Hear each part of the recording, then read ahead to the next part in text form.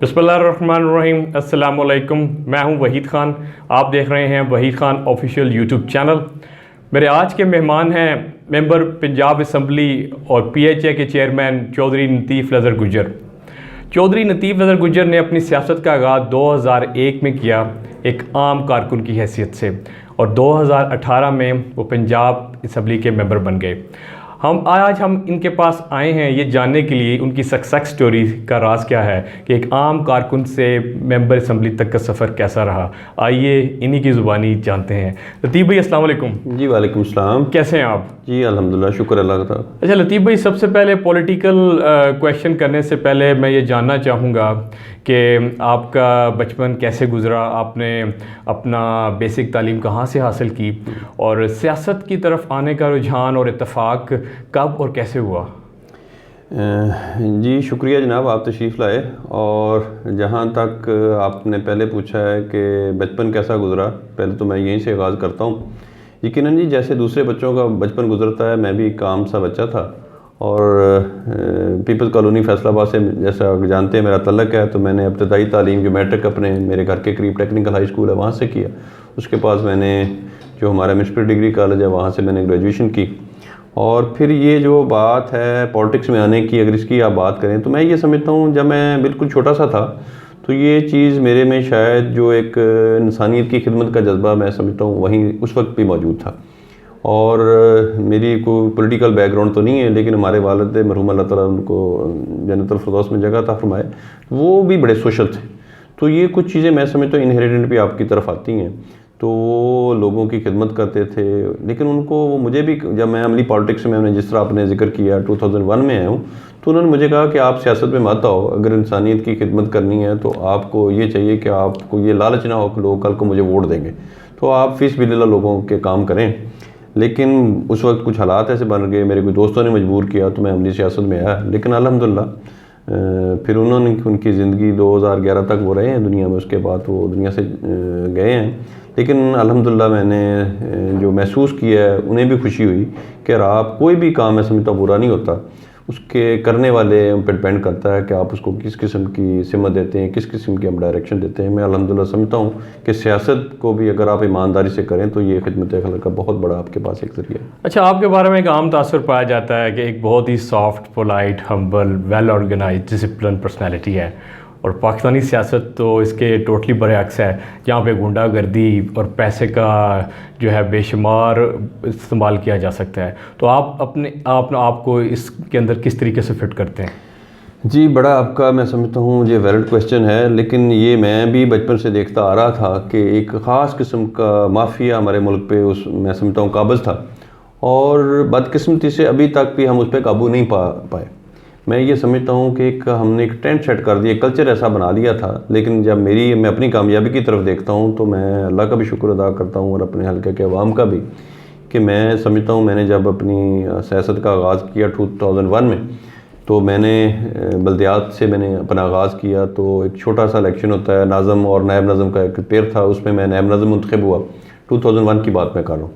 और फिर ये दोबारा मैंने रिपीट किया, पहले मैं 200 वोट से तकरीबन जीता हूँ। फिर दूसरा जब मैंने इलेक्शन 2005 में मैंने किया, तो वो हमने तकरीबन 1400 के मार्जिन से वो मैंने विन किया। तो फिर 6 में मैंने PTA ज्वाइन कर ली। अब यहाँ से मैं समझता हूँ सही मेरा जो सियासी कैरियर वो आगाज़ होता है। 6 की जब मैं बात करूँ, तो अगर आप मुझसे ये पूछें कि आपने PTA ज्वाइन क्यों की, तो उसका मैं जवाब खुद ही देता हूँ।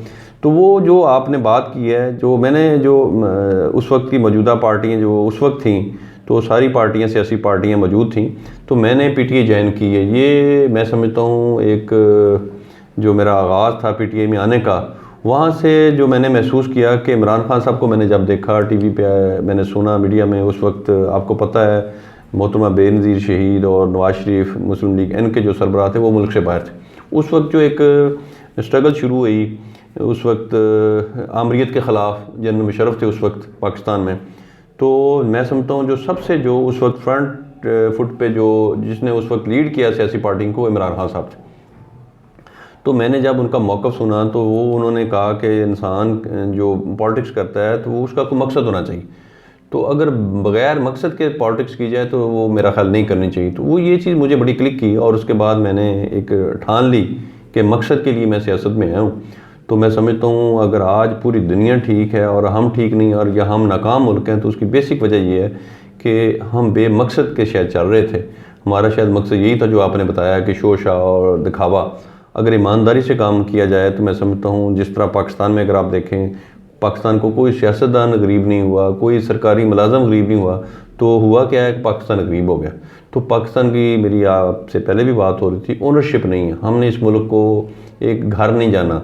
हम ज़ाहरी तो इजहार करते हैं इस बात का कि पाकिस्तान हमारा घर है, लेकिन अमली तौर पे हमने कभी कोई सबूत नहीं दिया कि इस मुल्क से मोहब्बत का इजहार हम अपने अमल से भी करें। तो ये मैं समझता हूँ ख़ास कोई वजह नहीं है। तो लोग बुरे नहीं हैं, मैं तो ये कहूँगा कि अगर लोगों ने मुझे, मैं मिडिल क्लास से मेरा तल्लक है, मेरे फैमिली को अगर बैकग्राउंड देखी जाए तो मेरा नहीं ख्याल कोई सियासत में आज से पहले, मेरे से पहले कभी कोई सियासत में आया हो। अगर मेरे हल्के के अवाम ने, फैसलाबाद पाकिस्तान का तीसरा बड़ा शहर है, इसमें से अगर लोगों ने मुझे मुंतखब किया है तो मैं समझता हूँ अच्छे लोगों को आगे आना चाहिए। यकीनन मैं समझता हूँ घुटन है, लेकिन अगर अच्छे आगे लोग नहीं आएंगे तो मैं समझता हूँ कि अच्छे फिर आप नताइज भी नहीं हासिल कर सकते। टिकट हासिल करने के लिए क्या क्या मुश्किलात पेश आई? मैं समझता हूँ इसका सबसे बड़ा जो मैं क्रेडिट जाता है वो लीडरशिप को जाता है। इमरान खान साहब के साथ जब मैं 6 में शामिल हुआ हूँ तो मेरा ख्याल में जो पॉलिटिकल हमारे लोग हैं, नाज़मीन हैं या उस किस्म के लोग, मैं पहला बंदा था वो मेरे घर आए थे। मेरे लिए ये भी बड़े एजाज़ की बात है। उस वक्त आम लोग जो बड़े बड़े नाम हैं वो पॉलिटिक्स में इमरान खान साहब का साथ नहीं देते थे। अब ये फ़र्क भी है, अब मोस्टली हमारे भाई जो हैं वो बाद में आए, वो तो हम वो लोग हैं जिन्होंने रश किया, वो हमें शायद देख के भी आए हों, लेकिन मैं ये समझता हूँ उस चीज़ को उन्होंने याद रखा। और फिर मुझे 2013 में भी इलेक्शन हुआ, उस वक्त मुझे टिकट मिला और मुझे उस वक्त तकरीबन 28,000 वोट मुझे मिला। तो लेकिन मैंने उस वक्त मैं लूज़ कर गया, मैं उस वक्त वो जो मैंने इलेक्शन हारा है। लेकिन 18 में फिर अल्हम्दुलिल्लाह उन्होंने मुझे पे एतमाद किया और मैं फ़ख्र से ये बात करता हूँ कि मेरे फैसलाबाद के लोग भी, मेरे पार्टी के साथी भी मेरी सपोर्ट करते हैं, मेरी हौसला अफजाई करते हैं कि मुझे टिकट अल्हम्दुलिल्लाह मेरिट पे मिला और 13 में भी मिला और 18 में भी मिला। और अल्हम्दुलिल्लाह मैं पार्टी का भी शुक्रगुजार हूँ, अपने इलाके के लोगों का। अच्छा, PHA फैसलाबाद के चेयरमैन भी हैं। इमरान खान का ग्रीन कंट्री का विजन जो है उस पर आप कितना काम कर रहे हैं या कर चुके हैं, और आने वाले दिनों में क्या एम रखते हैं कि उस विजन को कहाँ तक पहुँचाने में आपका किरदार है? वहीद भाई देखें, पहली तो बात मैं ये करूँगा कि इसका बहुत बड़ा क्रेडिट जाता है PM जो हमारे इमरान खान साहब को, कि हमें अंदाज़ा ही नहीं है कि जो पोल्यूशन इस हद तक बढ़ चुकी है, लोगों को एहसास ही नहीं है कि ज़िंदगी कितनी खूबसूरत है। और हमारी जो एनवायरनमेंट है, जो हमारा माहौल है, वो इतना आलूदा हो चुका है। आप देखेंगे कि आपको हर दूसरा शहरी आपको किसी न किसी बीमारी में अब मुब्तला नज़र आएगा। इसकी बहुत बड़ी वजह मैं ये भी कहूँगा कि वो हमारी जो आबो हवा है वो अब साफ़ नहीं रही। तो उसको उजागर किया है, उसको पहली दफ़ा पाकिस्तान में किसी ने इस मसले को उठाया है, बल्कि आलमी फोरम पे उठाया है इमरान खान साहब ने। तो जब उन्होंने ये बात की है तो हमारे तो अभी शऊर ही नहीं है। हमने तो माजी में देखा है कि हमारे घर के बाहर, हर घर के बाहर एक पौधा होता था, और इसमें हमारा, मैं समझता हूँ, दीन भी बड़ी रहनुमाई करता है। दीन में जो इसको दरख्त लगाने को सदका जारिया कहा गया, तो आज तक मैं समझता हूँ किसी फोरम से ये आवाज़ नहीं उठाई गई। तो इमरान खान साहब ने ये बात की है, तो पहले तो शुरू में तो हमें मुश्किलात थी। अब मैं देख रहा हूँ, मुझे बड़ी खुशी महसूस हो रही है कि ये ओनरशिप आती जा रही लोगों को। लेकिन कोई भी देखें, आप अच्छा काम शुरू कर लें तो पब्लिक जब तक एक्सेप्ट नहीं करेगी, दिल से ओन नहीं करेगी, इसमें इंसानियत का फ़ायदा है, मेरा अपना फ़ायदा है, तो वो लोगों में उसमें आपको कामयाबी नहीं मिलेगी। अब मैं ये देखता हूँ कि लोग आहिस्ता आहिस्ता इस तरफ आ रहे हैं कि लोग दरख्त लगाना उन्होंने शुरू कर दिया। और जहाँ तक आपने PHA की बात की है, मेरे पास चेयरमैनशिप है वो फैसलाबाद हॉर्टिकल्चर एजेंसी की, PHA जिससे हम कहते हैं। तो वहाँ पे हमने तकरीबन, ये दूसरा साल चल रहा है, अभी मौसम बहार शुरू होगा, तो हमने जो फैसलाबाद शहर के मेन रोड्स हैं, तकरीबन आपको नज़र आएगा कि वहाँ पे हमने पौधे लगाए हैं। ऐसे दरख्त लगाए हैं, पहले नहीं लगते थे। कुछ सायादार दरख्त लगाने की न सिर्फ हम खूबसूरती को फैसलाबाद की को बढ़ाएंगे, बल्कि सायादार दरख्त लगा रहे हैं। और फिर इसके साथ मेरा अब ये भी मैं समझता हूँ, अब इस पर भी हम काम कर रहे हैं कि हम फलदार पौधे भी लगाएं, ताकि वो मैं समझता हूँ एक सदका जारिया भी है। हमारे ये भी कल्चर है कि हम फल वाले पौधे लगाएंगे, लोग खा लेंगे या उसको पनपने नहीं देंगे। लेकिन मैं समझता हूँ बहुत सारे ऐसे परिंदे हैं जो छोटे छोटे फल लगते हैं, तो उनसे अल्लाह ताला ने उनका भी रिज़्क़ रखा हुआ है। तो मैं समझता हूँ हमें फलदार पौधे भी लगाएं। बिल्कुल, आपकी बात ठीक है कि इंटरनेशनल लेवल पर इसको बहुत अप्रिसिएशन इस प्रोजेक्ट को मिल रही है, और आप भी माशाल्लाह बहुत अच्छा काम कर रहे हैं, और उम्मीद करते हैं आगे भी आने वाले दिनों में आप इससे भी अच्छा काम करेंगे। एक एज ए न्यूट्रल पर्सन एक सियासी सवाल ये है कि आप आजकल अगर आप देखें कि 2 साल पीटीआई की हुकूमत को हो चुका है, तो आए दिन आटा, चीनी, दाल, इसका बहरान हम अखबारों में या न्यूज़ में आए दिन देखते रहते हैं। तो अगर तो हुकूमत कहती है कि ये एक माफिया है जो इसको डील कर रहा है, तो और ऐसा कुछ भी नहीं है, तो अगर ये माफिया है तो हुकूमत इस माफिया के ख़िलाफ़ कोई इक़दाम क्यों नहीं उठाती? जी, बड़ा अच्छा आपका सवाल था ये कि ना मैं समझता हूँ अगर हम अपने माशरे को देखें तो एक पाकिस्तान की अगर ज़िंदगी को हम देखें ना, हम 72 साल का एक अरसा है पाकिस्तान की लाइफ जो 72 साल है। तो आप देखें कि हमने तकरीबन को पहले जो हमारे 20-25 साल थे तो पाकिस्तान के लोगों को आप देखें, हमारे इदारों को अगर आप देखें, हमारी अखलाकियात को आप देखें, हमारे कल्चर को आप देखें, तो हम बहुत बेहतर उस वक्त जो हमारा माशरा चल रहा था। लेकिन फिर ग्रेजुअली जब मैं समझता हूँ हमारा जो एक ज़वाल हुआ है, तनज़्ज़ुली हुई है हमारी सोसाइटी की, उसमें आपने देखा कि अब एक ऐसा मैं समझता हूँ हर जो एक बंदा है उसको ये फ़िक्र पड़ी है कि मैं किसी न किसी तरीके से मैं दौलत मेरे पास आ जाए। अब वो दौलत तो आनी चाहिए, हर इंसान की ख्वाहिश है, लेकिन उसके साथ है फिर हलाल हराम की तमीज़ ख़त्म होगी।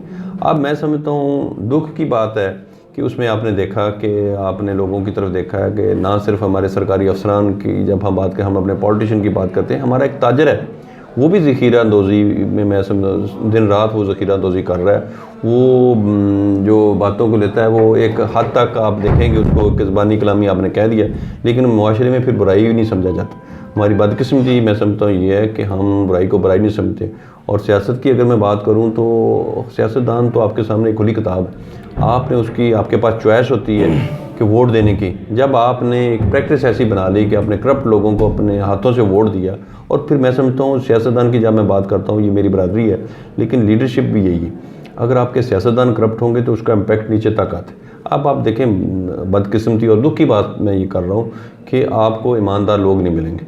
ना सिर्फ मैं सियासत की बात करूँ, आप किसी भी शोबे में चल जाएँ तो ये जो मैं समझता हूँ एक तो एक ऐसी महंगाई है जो मैं समझता हूँ आप उसमें आप ये कह लें कि वो आप दुनिया के साथ चल रहे होते हैं, कुछ ऐसी महंगाई की लहर आती है वो वक्ती होती है, लेकिन कुछ महंगाई मैं समझता हूँ खुद साख्ता है, वो हमारे ताजरों की पैदा करता है। तो वो मैं समझता हूँ बदकिस्मती है और दुख की बात है। गुस्सा भी आता है इस बात पे कि ये मुल्क अब जिस दोराहे पे खड़ा है, जो हमारे जो मसाइल हैं, गरीब आदमी 2 वक्त की रोटी से भी अगर तंग है, तो मैं समझता हूँ लोगों को इसका साथ देना चाहिए। जहाँ तक आपने माफ़ी की बात की, आपने देखा होगा कि प्राइम मिनिस्टर ने इस बात पर एक्शन लिया है और कल ही एक जो पैकेज उस वक्त दिया गया है तकरीबन 15 अरब रुपए का जो पैकेज है, उसमें मैं समझता हूँ एक आम आदमी को, गरीब आदमी को फ़ायदा पहुँचेगा। यूटिलिटी स्टोर पे दालों की कीमतों में कमी आएगी और घी, दाल, चीनी जो मैं समझता हूँ गरीब आदमी की रोज़मर्रा के इस्तेमाल की चीज़ें, तो इंशाअल्लाह ताला कोई मायूसी की बात नहीं है।